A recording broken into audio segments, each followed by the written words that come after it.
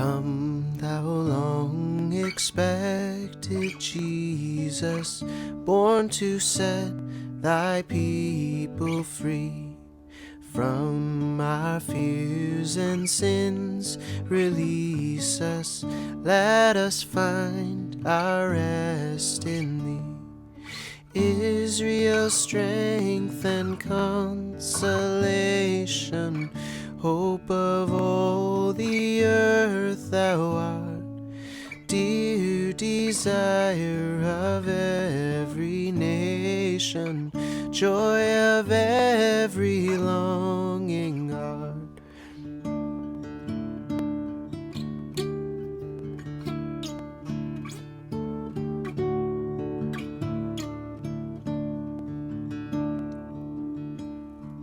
Born thy people to deliver, born a child and yet a king, born to reign in us forever.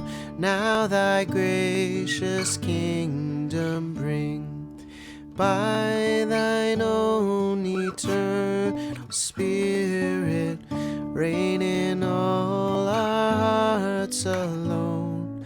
By thine all-sufficient merit, raise us to thy glorious throne.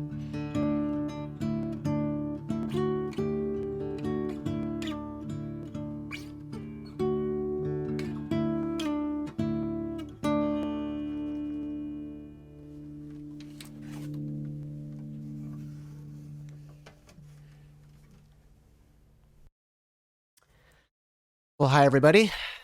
I'm Vince. I'm one of the pastors here at Brownline Church. We wonder how you're feeling this Christmas morning, or this week after Christmas, if you're getting to this after the fact. I personally am feeling some relief because we had such a good Christmas Carol service last week, and a lot went into that. And also, I'm feeling some exhaustion because we had such a good Christmas Carols service last week, and a lot went into that.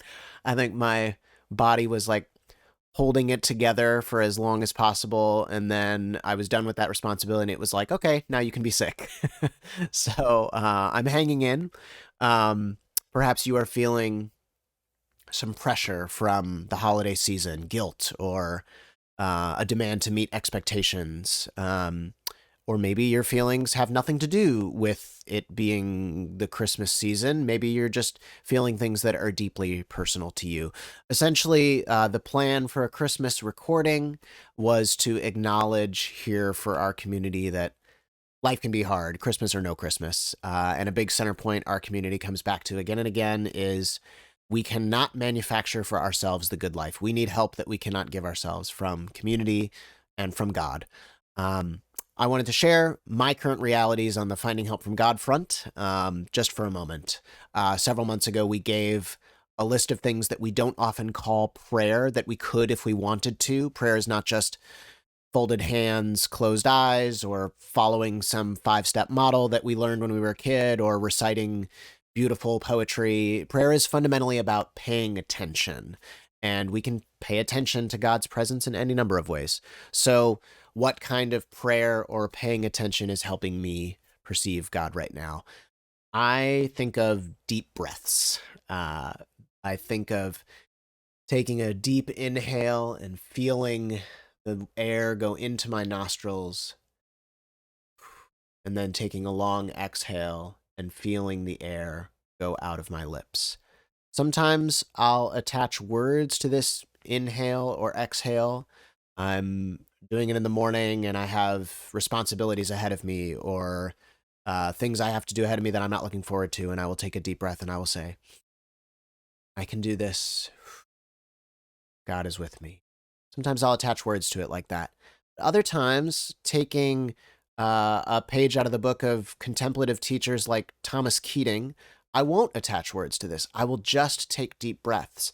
And actually, the act of me paying attention, not to words, but just to the feeling of air going in my nose and out of my lips, helps me to get back to the present, to the very present moment, just this moment, not out in the future, not dwelling on the past, but just this present moment.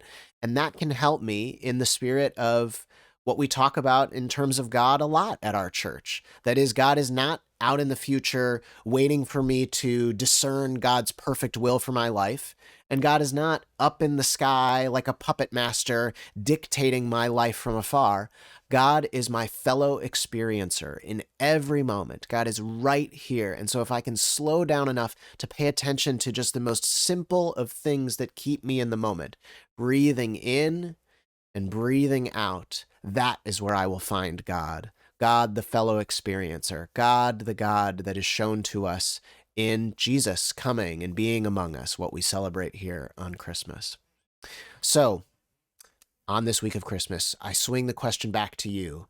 What kind of prayer or paying attention is helping you perceive God right now?